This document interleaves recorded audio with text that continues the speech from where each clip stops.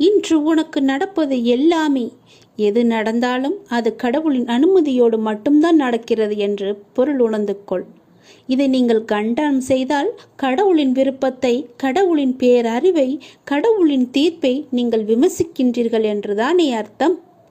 அவ்வாறு செய்யலாமா? அதை நீங்கள் செய்யாதீர்கள். அவர் அனுமதித்ததை நீங்கள் பெற்றுக்கொள்ளுங்கள். எதுவாக இருந்தாலுமே இது கடவுளின் செயல் என்று நினைத்து சந்தோஷமாக இருங்கள். உங்களுக்கு அமைதி கிட்டும். நம் விருப்பமா உலகை இயக்குகிறது? இல்லையே. கடவுள் பொருள்களை முழுமையாக பார்க்கிறார். மனிதன் பொருள்களை ஒரு பகுதியாக பார்க்கிறான். மனிதன் கடந்த காலம் மற்றும் எதிர்காலத்தில் இருந்து பிரிந்து நிகழ்ச்சிகளை நிகழ்காலத்தில் மட்டுமே பார்த்து கொண்டிருக்கிறான். கடவுளுக்கோ முன் நடந்ததும் தெரியும், பின் நடக்க போவதும் தெரியும், இப்போது நடக்க இருப்பதும் தெரியும். அதனால்தான் கடவுள் ஒற்றுமையை காண்கிறார், மனிதன் வேற்றுமையை காண்கின்றான். கடவுள் பூரணமான நியாயத்தை காணும்போது அதே தருணத்தில் மனிதனோ அதை காண்பதே கிடையாது. நீங்கள் கடவுளின் ஸ்தானத்தில் வைத்து பாருங்கள். நீங்களே கடவுள் என உணருங்கள். பிரபஞ்சம் முழுவதும் உங்களுக்கு படைப்பே என்றும் அனைத்தும் உங்கள் விருப்பத்தாலேயே நிகழ்கின்றன என்றும் உணர்ந்து கொள்ளுங்கள். உடனேயே உங்களுக்குள் அபரிமிதமான அமைதியும் ஆற்றலும் ஊற்றெடுப்பதை நீங்கள் உணர்ந்து கொள்வீர்கள். பிறர் நம்மை திட்டும் போது பிறர் உங்களை காரணமின்றி திட்டுவதாகவும் காரணமின்றி துன்புறுத்துவதாகவும் நீங்கள் கூறுகின்றீர்கள். அது உண்மையாக இருந்தாலும் கூட அதற்காக அலட்டிக் கொள்ளாதீர்கள். நிலைமையை பொறுமையுடன் சமாளியுங்கள். இக்கட்டான நிலைமைகளை சமாளிப்பதில் அமைதி ஒரு சக்தி வாய்ந்த ஆயுதம் என்பதை நீங்கள் காண்பீர்கள். யாராவது உங்களை திட்டினால் கண்களை மூடிக்கொண்டு பொறுமையாக இருங்கள். பிறர் அவர்கள் விருப்பம் போல நினைக்கட்டும், அவர்கள் விரும்புவதை சொல்லட்டும். இந்த உலகம் முட்டாள்களால் நிறைந்தது. நீங்கள் அறிவுடையவராக விளங்குங்கள். எல்லோர் முன்னிலையிலும் பணிவுடன் இருங்கள். எந்த நிலைமையிலும் அடக்கமாக இருங்கள். நான் உயர்ந்தவன் அல்லது தாழ்ந்தவன் என்ற எண்ணத்தை விடுத்து அனைவரிடமும் அனைத்திடத்தும் கடவுளை காண கற்றுக்கொண்டால்தான் இது சாத்தியமாகும். கடவுள் அப்படித்தான் விரும்புகிறார். எனவே அது அப்படியே இருக்கட்டும். பிறர் உங்களை நிந்திகையில் நீங்கள் மௌனமாக இருங்கள். கலக்கம் அடையாதீர்கள். பழி சொற்களை ஏற்றுக்கொண்டால் என்ன ஆகப் போகிறது? அடக்கத்திலும் தூய்மையிலும் நீங்கள் வளர்ச்சி அடைவீர்கள். அதுவே மிக பெரிய தவம் என்பதை தெரிந்து கொள்ளுங்கள்.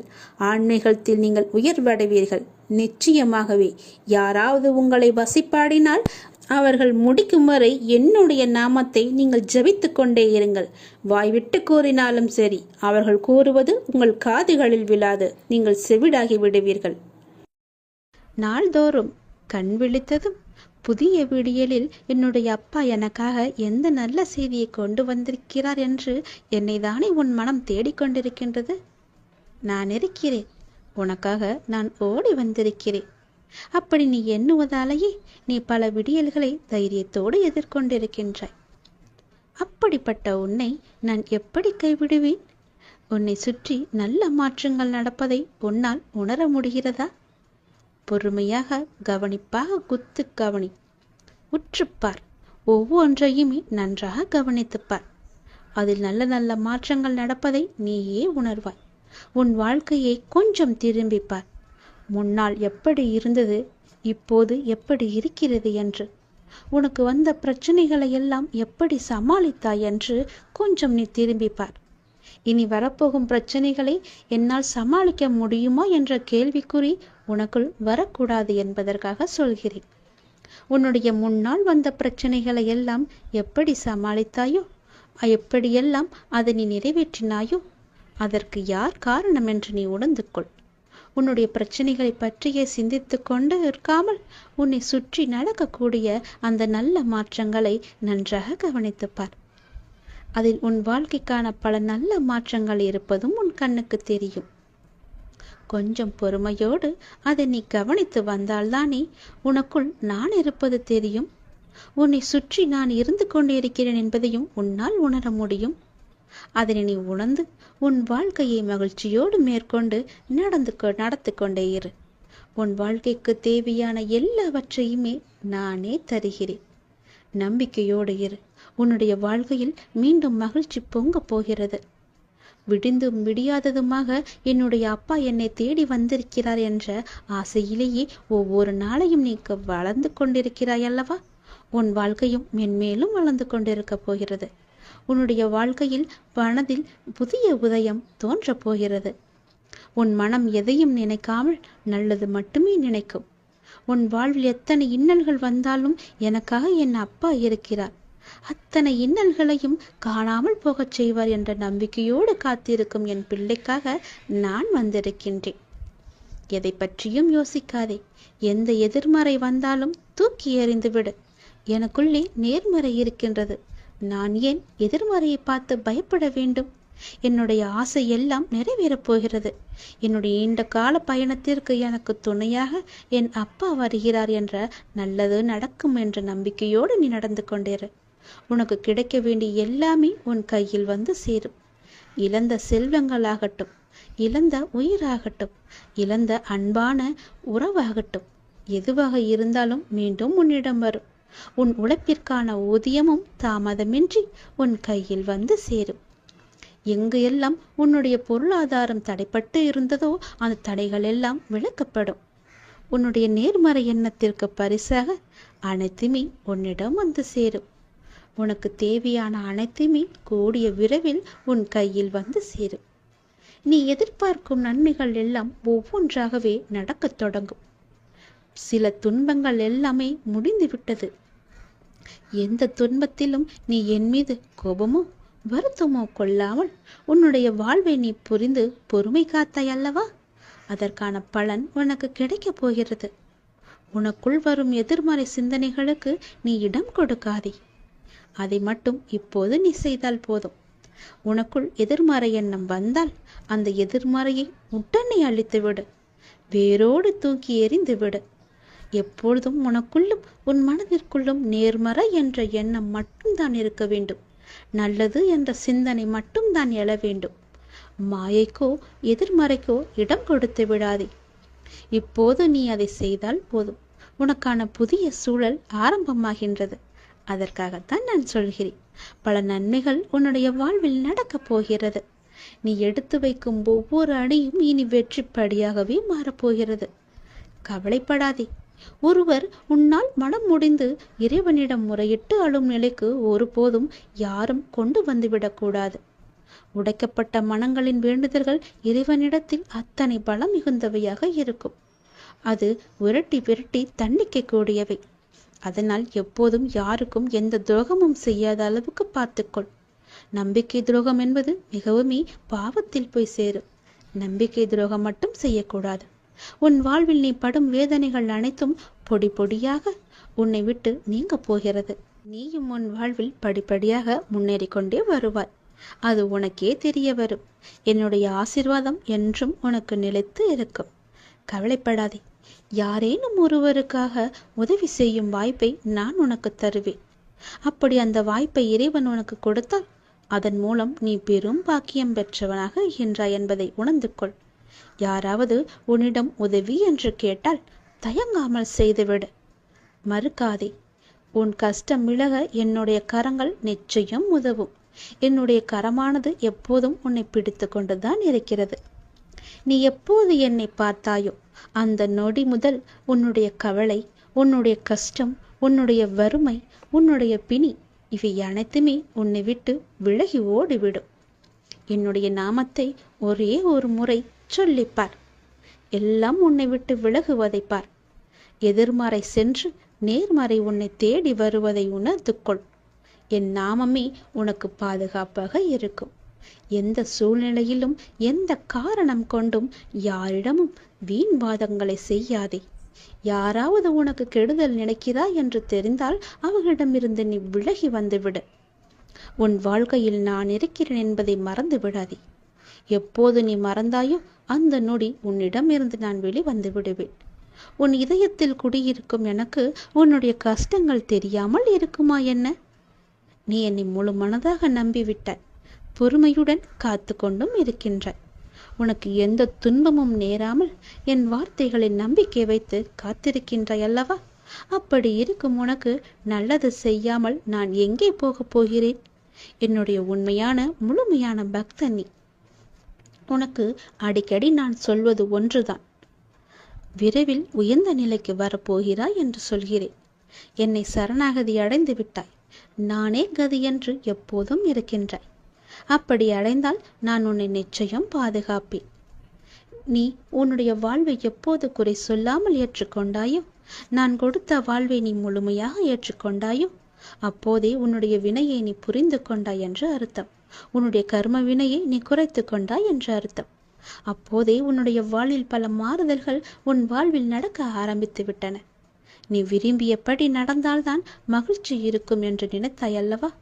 ஆனால் இப்போது உனக்கு அமைந்த இந்த வாழ்க்கையே நீ நினைத்த மாதிரியே மாற்றிக்கொண்டாய். அனைத்து மகிழ்ச்சியும் உன்னை தேடி வர வைத்து விட்டாய். இடமாற்றமாகட்டும், வேலையாகட்டும், எதுவாக இருந்தாலும் மாற்றம் என்று நீயே அதை ஏற்றுக்கொண்டு அதன்படியே நீ வாழத் தொடங்கிவிட்டாய். நீ எதிர்பார்த்த பல மாற்றங்கள் உன்னுடைய வாழ்வில் மீண்டும் மீண்டும் நிகழப்போகிறது. நீண்ட நாட்களாக நீ கேட்ட ஒரு வேண்டுதலும் இந்த மாதத்தில் நிறைவேறும். மகிழ்ச்சியாக இரு. சில நேரம் கடினமாக தோன்றும் வாழ்க்கை, சில நேரம் எளிதாக தோன்றும். சில நேரம் இதனை கடந்துவிட முடியும் என்ற நம்பிக்கையில் இருப்பாய். சில நேரமும் வாழ்க்கை அவ்வளவுதானா, இருள் சூழ்ந்து விட்டதா என்ற கவலையிலேயே இருப்பாய். இங்கு மாறிக்கொண்டிருப்பது உன்னுடைய வாழ்க்கை அல்ல. இங்கு மாறிக்கொண்டிருப்பது உன்னுடைய மனநிலைதான். இதனை நீ தெளிவாக புரிந்து கொண்டால் எப்பொழுதும் ஒரே மனநிலையில் இருந்து உன்னுடைய வாழ்க்கையை நீ வெற்றி கொள்ள முடியும். அனுபவங்களை பெற்றுவிட்டாய். ஞானமும் பெறத் தொடங்கிவிட்டாய். இனி வாழ்க்கையை வெல்வது ஒன்றுதான் மிச்சம். அதையும் நீ நிச்சயம் வெல்வாய் என்ற நம்பிக்கையோடு ஒவ்வொரு நாளையுமே நீ எழுந்து வா. நம்பிக்கையோடு கடந்து வா. உனக்கு துணையாக உன் அப்பா எப்போதும் துணை இருந்து கொண்டே இருப்பேன். எதிர்பார்த்தது நடக்காத வரை வாழ்க்கை ஏமாற்றமாக தோன்றும். ஆனால் எதிர்பாராத ஒரு நல்ல விஷயம் உன்னுடைய வாழ்வில் நடந்துவிட்டால் அந்த வாழ்வு எவ்வளவு அதிசயமானதாக மாறும். என் குழந்தையே, உன்னுடைய வாழ்வில் அந்த அதிசயங்களை நான் நடத்தி வைக்கப் போகின்றேன். உன்னுடைய வாழ்க்கை அவ்வளவுதானா என்று நினைத்து கொண்டிருக்கும் நேரத்தில், நீ சற்றுமே எதிர்பாராத ஒரு நேரத்தில் உன்னுடைய வாழ்வில் ஒரு அற்புதம் நடந்து எல்லாவற்றையுமே, அதாவது உன்னுடைய கஷ்டங்கள், கடன் பிரச்சனைகள், கவலைகள் என எல்லாவற்றையுமே அது நிச்சயம் மாற்றிவிடும். உன் கண்ணீரில் கரைந்து விட்டது உன்னுடைய கர்ம வினைகள். ஏனென்றால் எவ்வளவு கண்ணீர் தான் வடிப்பாய் என்ற அளவு இல்லாமல் அவ்வளவு கண்ணீரை நீ கரைத்து வைத்திருக்கின்றாய். அதனால்தான் உன்னுடைய கர்மவினை எல்லாமே கரைந்திருக்கின்றது. புன்னகையோடு புண்ணிய பலன்களை அனுபவிக்க நீ தயாராக இரு என் செல்லமே. நீ என்னுடைய குழந்தை. உன்னுடைய மனதில் அவ்வப்போது ஏனோ சிறு சிறு குழப்பங்கள் ஏற்படுகிறது. அப்பா, உன்னை வணங்கிய பின்புதான் பிரச்சனை எனக்கு அதிகமாகிறது என்கின்றாய். உன்னுடைய வாழ்வில் இந்த பிரச்சனை வரும் என்பது விதி. நீ பிறக்கும் போதே எழுதப்பட்டது. ஆனால் இந்த பிரச்சனை வரும்போது நான் உன்னோடு இருக்கிறேனா என்பதுதான் மதி. அதை நீ உணர்ந்து கொள். உன்னுடைய மதியால் உனக்கு பிரச்சனை வரும் நேரம் நான் உன்னோடு இருந்து வழி நடத்தும் பொறுப்பை நான் தந்திருக்கின்றேன். நீ எனக்கு அதற்கான வாய்ப்பையும் தந்திருக்கின்றாய். நானே உன்னை வழி நடத்தி செல்கின்றேன். நீ அதிலிருந்து நல்ல ஒரு அனுபவ பாடத்தை எடுத்துக்கொண்டு அது நிச்சயம் நீ மீண்டு வருவாய்.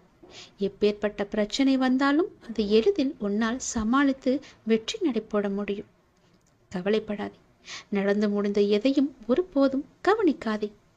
எதை செய்து முடிக்க வேண்டும் என்பதில் மட்டும் நீ கவனமாக இரு. உன்னுடைய பிரார்த்தனை மற்றும் விரதத்தின் பலனாக உனக்கு தருவதற்கென்று ஒன்று நான் எடுத்து வைத்திருக்கின்றேன். அதை விரைவாக உன்னிடம் கொண்டு வந்து சேர்ப்பேன். அதற்கான சரியான காலம், சூழ்நிலை எல்லாம் உருவாக்கப்பட்டு அது உன் கையில் வந்து சேர்க்கப்படும். உனக்கு எது கிடைக்க வேண்டுமோ அதை யார் தடுத்தாலும் உன் கையில் வந்து சேரும். உன்னுடைய விரத காலங்களில் முன்பை விட இப்பொழுது நல்ல முறையிலேயே உன்னோடு நான் இருப்பதை நீ நிச்சயம் உணர்ந்திருப்பாய். உன்னுடைய எதிர்காலம் பற்றி உன்னுடைய மனதில் அவ்வப்போது சிறு கவலை தோன்றுகிறதல்லவா? அந்த கவலையெல்லாம் இனி கிடையவே கிடையாது.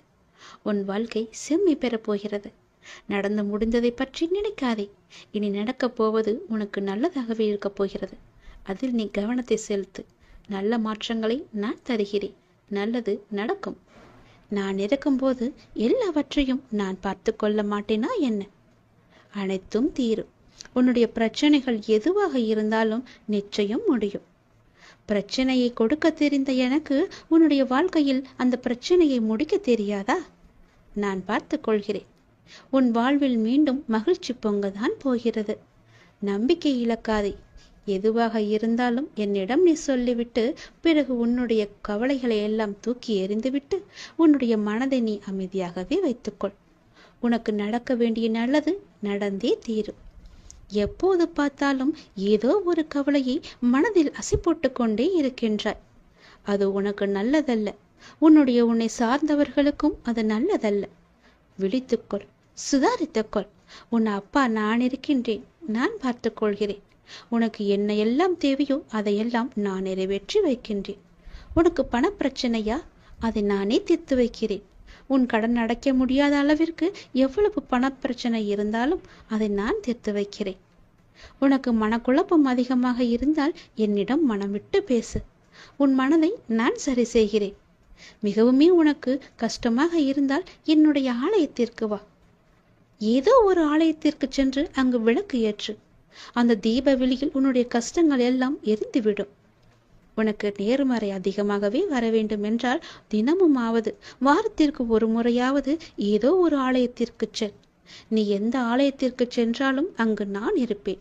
ஏதாவது ரூபத்தில் உன் கண் முன்னே நான் தோன்றுவேன். பயப்படாதே. எதற்கும் நீ அஞ்சாதே. உன்னுடைய மனதில் உள்ள கவலைகள் கஷ்டங்கள் எல்லாவற்றிற்கும் நான் தீர்வு தருகிறேன். உன் மனதை நீ அமைதியாக வைத்திருந்தால் மட்டும் போதும். என்னுடைய பிள்ளை அல்லவா? உனக்கு தேவையான பணம் உனக்கு கிடைக்குமோ கிடைக்காதோ என்று உன்னுடைய மனதில் எப்பொழுதும் ஒரு அச்சம் ஓடிக்கொண்டே இருக்கிறது. பொதுவாகவே எல்லோருக்கும் பணம் தேவைப்படுகிறது. ஆசை அதிகமாகத்தான் கடனும் அதிகமாகும். நீ ஆசையை குறைத்துக்கொள். உனக்கு கடனே இல்லாத வாழ்க்கையை நான் தருகிறேன். உனக்கு எது தேவையோ உன்னுடைய ஆசையை நான் பூர்த்தி செய்கிறேன். அவசரப்படாமல் இரு. எல்லாவற்றிற்கும் ஒரு எல்லை வைத்துக்கொள். ஆசை அதிகமானதால் உனக்கு பிரச்சனை அதிகமாகும். உன் ஆசையை நீ உன் கட்டுக்குள் வைத்துப்பார். நிச்சயம் உனக்கு நிம்மதி கிடைக்கும். எந்த பயத்தையும் உன் மனதில் போட்டுக்கொள்ளாதே. உன் மனதில் ஒரு அச்சம் ஓடிக்கொண்டிருக்கின்றதல்லவா? அதை நான் சரி செய்கிறேன். கவலைப்படாதே. உனக்கு தேவையான பணம் நிச்சயம் கிடைக்கும். உன்னுடைய கடன் பிரச்சனை எல்லாமே முடியும். நீ நினைத்து கொண்டிருக்கும் உன் மனதில் நினைத்து கொண்டிருக்கும் ஒரு நல்ல காரியம் நல்லபடியாகவே முடியும். என்னுடைய நாமம் உன் மனதிலும் உன் நாவிலும் இருக்கும்போது ஏன் பயப்படுகின்றாய்? ஏன் குழம்புகின்றாய்? என்னுடைய குழந்தை அல்லவா? அப்பாவிற்கு உன்மேல் அன்பு எப்போதும் உண்டு. அதில் நீ சந்தேகம் கொள்ளாதே. நீ நேர்மறை எண்ணங்களை தொடர்ந்து கடைபிடித்து கொண்டே இரு. எதை பற்றியும் அளவுக்கு அதிகமாக சிந்தித்து கவலையை நீ சேர்த்து கொள்ளாதே. எந்த அளவுக்கு நீ கவலையை குறைத்து கொள்கிறாயோ அந்த அளவுக்கு உனக்கு நல்லது நடந்து கொண்டே இருக்கும். நான் செய்யும் லீலைகளும் உனக்கு தெரிந்து கொண்டே இருக்கும். ஆசையை குறைத்தால்தான் நிம்மதியாக வாழ முடியும். ஆசைப்படு, அளவுக்கு மீறி ஆசைப்படாதே என்கிறேன். அப்படி ஆசைப்பட வேண்டும் என்றால் என்னிடம் சொல். நான் அதை உனக்கு பொறுமையாக தருகிறேன். ஆனால் அதுவரை நீ காத்திருந்துதான் ஆக வேண்டும். அவசரப்பட்டு எல்லாவற்றிலுமே காலை வைத்து விடாதே. பிறகு அந்த காலை எடுப்பது கூட கஷ்டம். முன்னால் வைத்த காலை பின்னால் வைக்கக்கூடாது என்று அந்த ஆசையிலேயே நீ மூழ்கி விடுவாய். அது உனக்கு பெரும் துன்பத்தை தந்துவிடும். உன்னிடம் இருக்கிறதா? இருந்தால் செலவு செய். இல்லையில் நிம்மதியாக இரு. நம்மிடம் இல்லை, நாளை பார்த்து கொள்ளலாம் என்று விட்டுவிடு. இதற்காக இன்னொரு இடத்தில் போய் வாங்கி உன்னுடைய ஆசையை நீ தீர்த்து கொள்ளாதே. நான் சொல்வது புரிந்தால் உனக்கு நல்லது நடக்கும். உன்னையும் உன் குடும்பத்தையும் நான் அல்லவா பாதுகாத்து கொண்டிருக்கிறேன். நான் அல்லவா பார்த்து கொண்டிருக்கின்றேன். நீண்ட நாட்களாகவே என் வார்த்தைகளுக்கு கட்டுப்பட்டு நடப்பவர்களுக்கு கர்ம வினைகள் சில முடிவுக்கு வந்துவிட்டன. அவர்களும் இப்பொழுது நன்றாகவே இருக்கின்றார்கள். தேவையற்ற கவலைகள் எல்லாம் வேண்டாம் உனக்கு. நல்லது நடக்கும்படி உன் வாழ்க்கையை நான் மாற்றி காமிக்கின்றேன். நல்லது நடக்கும். உன்னுடைய இல்லங்களிலும் நடக்கும். நான் உன்னோடு உன் குடும்பத்தோடு எப்போதுமே நான் இருக்கின்றேன். நான் எப்போதும் உனக்கு துணையாக இருந்து கொண்டே இருப்பேன். கவலைப்பட்டு உன்னை நீயே வீணடைத்து கொள்ளாதே. உன்னை சுற்றி நல்ல விதமான சூழல்கள் எல்லாம் நடப்பதற்கான சூழ்நிலை எல்லாம் எங்கோ எப்போதோ தொடங்கிவிட்டது. அதை நீ அறியாமல் இருந்து கொண்டிருக்கின்றாய். எனக்கு இன்னும் நல்ல விடிவு காலம் கிடைக்கவில்லை என்று ஏங்கி தவித்துக் கொண்டிருக்கின்றாய்.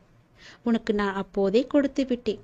இது உனக்கு தெரியாமல் இருப்பதற்கு காரணம் என்ன தெரியுமா? எப்பொழுதும் எதிர்மறையாகவே நினைத்து கொண்டிருக்கின்றாய். எனக்கு இப்படி ஆகிவிடுமோ, அப்படி ஆகிவிடுமோ, எதிர்காலம் எப்படி இருக்குமோ என்ற பயத்திலேயே ஒவ்வொரு நாளையும் ஒவ்வொரு பொழுதையும் நீ கடந்து கொண்டிருக்கின்றாய். அதனால்தான் உனக்கு வந்த நல்ல காலங்கள் எல்லாம், நல்ல விதமான சூழல்கள் எல்லாம் உன் கண்ணுக்கு தெரியாமல் போய்விட்டது. நான் கொடுத்த நல்ல நல்ல சூழல்களை எல்லாம் நீ தவற விட்டு விட்டாய். இப்போது அதுதான் உன்னை வந்தடைந்து மீண்டும் உன்னிடம் வந்து சேர இருக்கிறது. அதை நீ உணர்ந்து கொள், அதை நீ பிடித்துக்கொள். நல்ல வாய்ப்பு என்பது எல்லோருக்கும் கிடைக்காது. யாருக்கோ எப்போதோ செய்த புண்ணியத்தின் பலனாகத்தான் அவரிடம் வந்து சேரும். உனக்கு இந்த வாய்ப்பு இன்று கிடைத்திருக்கிறது. நீ என் மேல் சில நேரம் செல்லமாக கோபித்துக் கொள்வாய். அது எனக்கு பிடித்துதான் இருக்கிறது. ஆனால் நான் உன்னை ஒருபோதும் கோபித்துக் கொண்டது கிடையாது.